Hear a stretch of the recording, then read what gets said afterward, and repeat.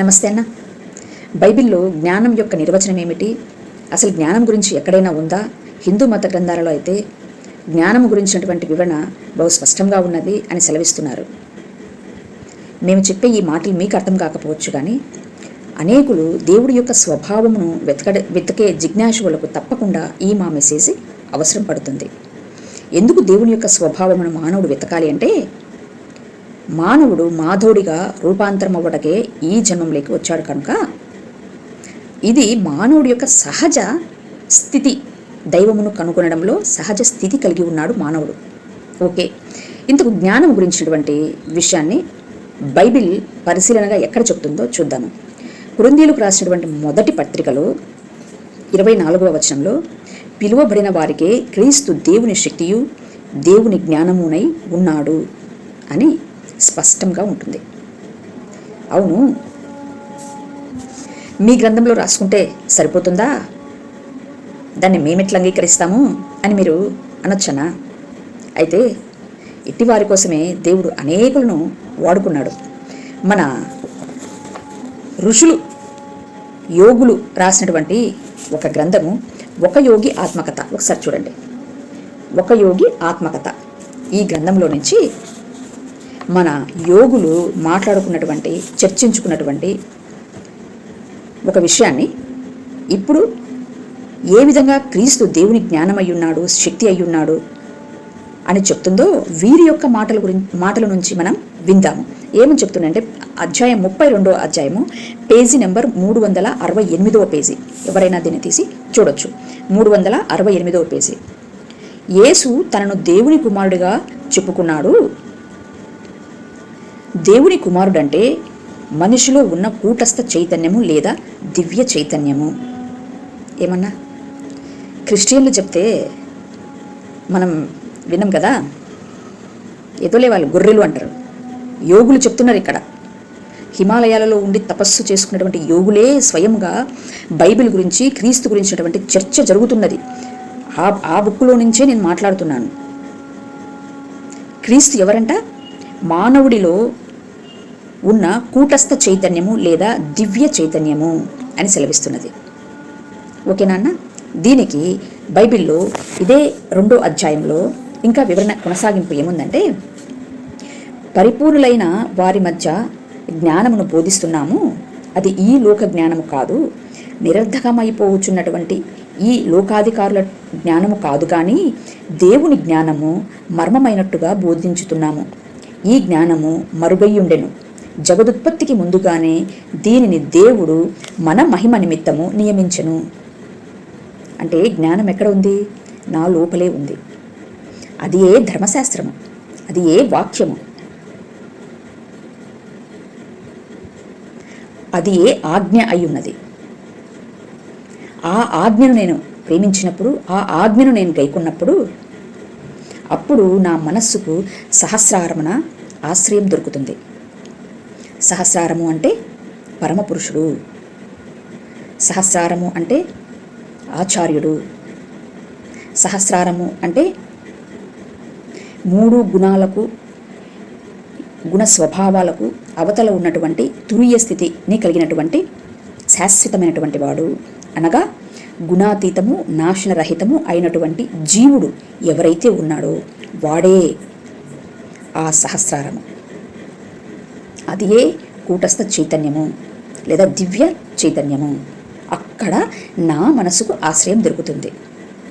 సింపుల్గా చెప్పాలంటే, క్రీస్తు అంటాడు, లోకం విషయంలో నశించినటువంటి వారిని వెదకి రక్షించుటకు నేను వచ్చాను. లోకము అనగా తమోగుణం, రజోగుణం, సత్వగుణం. ఈ 3 గుణాలలో నా ప్రాణము నీరైపోయినప్పుడు, అనగా ఈ బాడీ పోకముందే నేను పోయినప్పుడు, నా ప్రాణము పోయినప్పుడు, ఇట్టి సంపూర్ణ శరణాగతిలో మానవుడు కుమారుణ్ణి కనగలడు. కనడం ఇన్ ది సెన్స్ దృష్టి, అనగా చూడడము, మనోనేత్రాలతో చూడడము. మృత్యువులో మెలకువగా ఉన్నటువంటి శరణార్థులు కొరకు తన ప్రాణమును పెట్టడం కోసము దేవుడు తన కృప ద్వారా క్రీస్తును మనకు అనుగ్రహించాడు. అంటే హృదయంలో ఉన్నటువంటి ఆజ్ఞయే క్రీస్తయి ఉన్నాడు. హృదయంలో ఉన్నటువంటి దీపమే వెలుగై ఉన్నాడు. ఆ వెలుగును గురించినటువంటి మాటను నేను శ్రవణ మనన నిధిధ్యాస చేయడం వలన ఈ లోపల ఉన్నటువంటి దీపం వెలిగించబడుతుంది. ఎందుకు ఆయన వెలుగై ఉన్నాడు అంటే ఈ పంచభూతాలకు నిర్ణయించినటువంటి మృత్యువుకు మృత్యువై మృతులలో నుంచి పునరుద్ధానమైనటువంటి ఆది సంభూతుడై ఉన్నాడు. అంత మాత్రమే కాక లోక విషయంలో నశించినటువంటి శరణార్థులకు అనగా సర్వధర్మాన్ని పరిత్యజించి సంపూర్ణ శరణాగతి కోరినటువంటి వారికి ఆయన తన శక్తిని అనగా ప్రాణమును అనగా రక్తమును అనుగ్రహించుటకు దేవుడే కృప ద్వారా క్రీస్తు అనగా బ్రహ్మము అనగా దేవుని యొక్క నాభి నుంచి వచ్చినటువంటి వాడు, దేవుని యొక్క సంపూర్ణ స్వభావము క్రీస్తు యందు కనపడుతుంది. అట్టివాడు ఈ శరీరం మహిమ పరచబడడం కోసము ఈ శరీరం లోపలే ఉన్నాడు.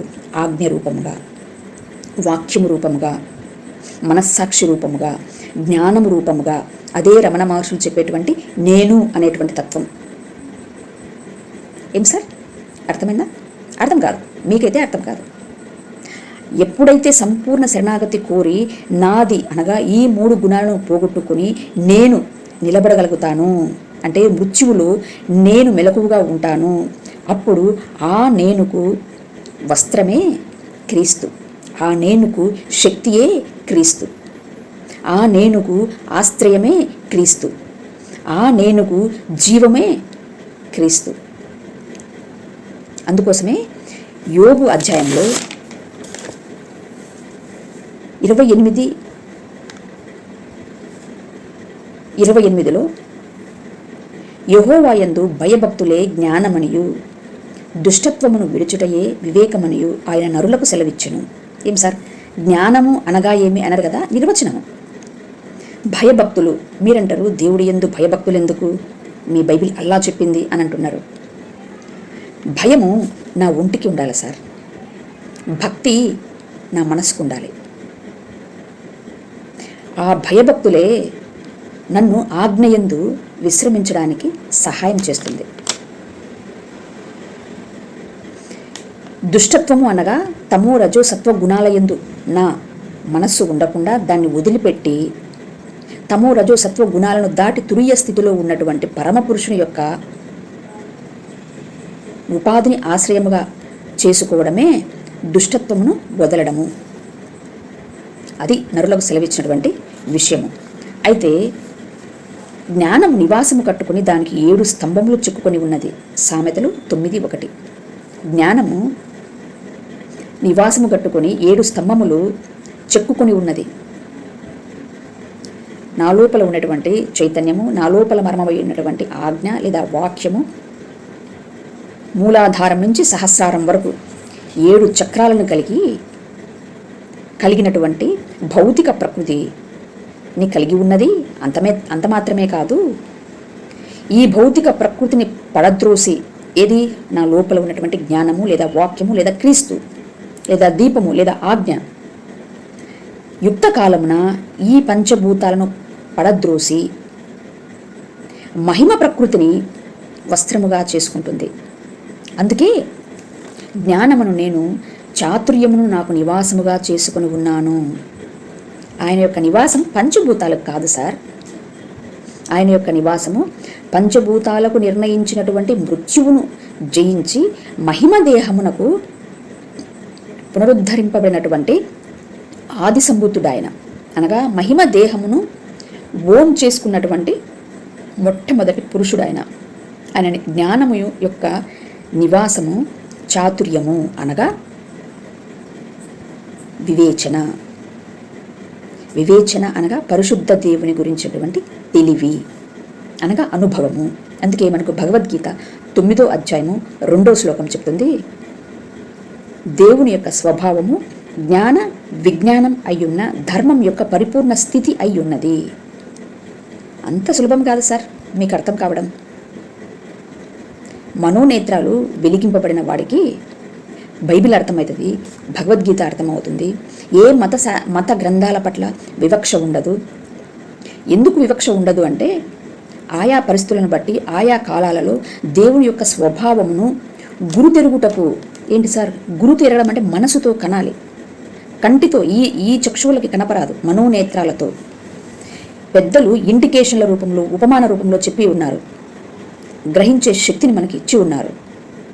అనేక పురాణ ఇతిహాసాల ద్వారా ఎన్నో కథలు చెప్పి ఉన్నారు. ఈ జ్ఞానమునే మన పురాణ ఇతిహాసాలలో నారసింహుని యొక్క కథగా వివరిస్తారు. నరసింహుడు దేవుడి యొక్క స్వభావము, సర్వశక్తిమంతుడైనటువంటి నరసింహుడు. ఎందుకు సార్ దేవుడికి సింహం యొక్క రూపం ఇచ్చి, పళ్ళు ఇలా ఇచ్చి, భయంకరమైనటువంటి ఇది ఇచ్చారు? అది ఆ దేవుడి యందు భయభక్తులు జ్ఞానమునకు మూలము.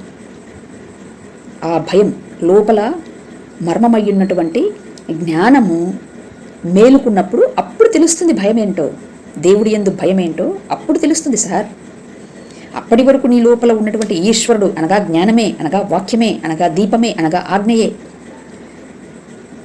ఆయన యుక్త కాలమున తనను తాను బయలుపరుచుకుంటాడు అని బైబిల్లో అనేక చోట్ల ఉంది. అంతవరకు ఆయన మర్మమై ఉంటాడు. అప్పటిదాకా ఏమీ అర్థం కాదు. యుక్త కాలమున తనను తాను బయలుపరుచుకున్నప్పుడు ఆ దినము బహుభయంకరమైనటువంటి దినం. అట్టి దినము కాబట్టే ఆయన బయలుపరచబడేటువంటి క్షణం ఆ విధంగా ఉంటుంది కాబట్టే నరసింహుడితో పోల్చారు. నరుడు మరియు సింహము. నరుడు ఆ పరిస్థితిలో ఆ క్షణము అనుభవం వస్తుంది. అదే ఆ నరసింహుడే నేను, అదే జ్ఞానము. ఇండికేషన్లు పట్టుకోవద్దు సార్. ఇండికేషన్లు చెప్తున్నటువంటి అర్థము, భావం ఏందో పట్టుకోండి. ఆ నేనుకు పరిశుద్ధాత్మ శక్తి ఆశ్రయం అవుతుంది. ఇంత లోతైన సబ్జెక్టు అర్థం కాదులేండి సార్. మాకు తెలుసు మీకు అర్థం కాదు అనే విషయం. జిజ్ఞాసులందరూ ఒకసారి జ్ఞానం గురించి ఉండే విషయాలను పునఃపరిశీలించగలరని, క్రీస్తు గురించినటువంటి మాటను శ్రవణ మనన నిధిధ్యాస చేయడం వలన ఆత్మసాక్షాత్కారం కలుగుతుంది అనేది సరళమైనటువంటి భక్తి అని. ఎందుకంటే క్రీస్తు దేవుని జ్ఞానము, దేవుని శక్తి అయి ఉన్నాడు. మైండ్ అండ్ మ్యాటర్ క్రీస్తులో ఉందండి. అనుభవంతో మేము చెప్తున్నాము. క్రీస్తును మా గురించినటువంటి మాట మాకు ఏ పాస్టర్లు చెప్పలేదు. మేము సంపూర్ణ శరణాగతి కోరినప్పుడు,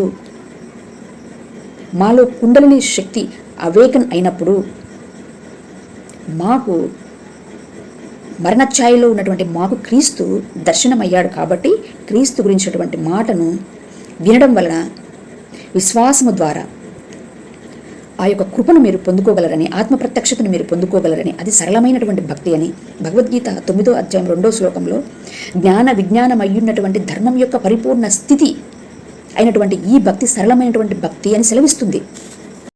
కనుక మేము అట్టి సరళమైనటువంటి భక్తినే ప్రకటిస్తున్నాము. కానీ ఇప్పుడుండేటువంటి ప్రజల బిజీ షెడ్యూల్లో వారి క్రియల వల్ల, ధర్మశాస్త్ర సంబంధమైనటువంటి క్రియల వలన ముక్తి కలగదు. కేవలం విశ్వాసము ద్వారా కృపచేతనే ముక్తి కలుగుతుంది. విశ్వాసం అనేది దేనిపైన ఉండాలి అంటే, నాకు ముందుగా మృత్యువును జయించి మట్టి నుంచి మహిమ దేహానికి పునరుద్ధానమైనటువంటి ఆచార్యుడు ఒకడున్నాడు. అతన్ని నేను పట్టుకుంటే, నా మనసుతో అతని నేను హోల్డ్ చేయగలిగినప్పుడు, అతని మాటను విశ్వాసముతో వినుట వలన, మననం చేయడం వలన నిశ్చయమైనటువంటి ఒక జ్ఞానం నాకు కలుగుతుంది. అది ఏ ఆత్మప్రత్యక్షత. ఇది సరళమైనటువంటి భక్తి అని క్రీస్తు గురించినటువంటి శక్తిని, క్రీస్తు గురించినటువంటి జ్ఞానమును,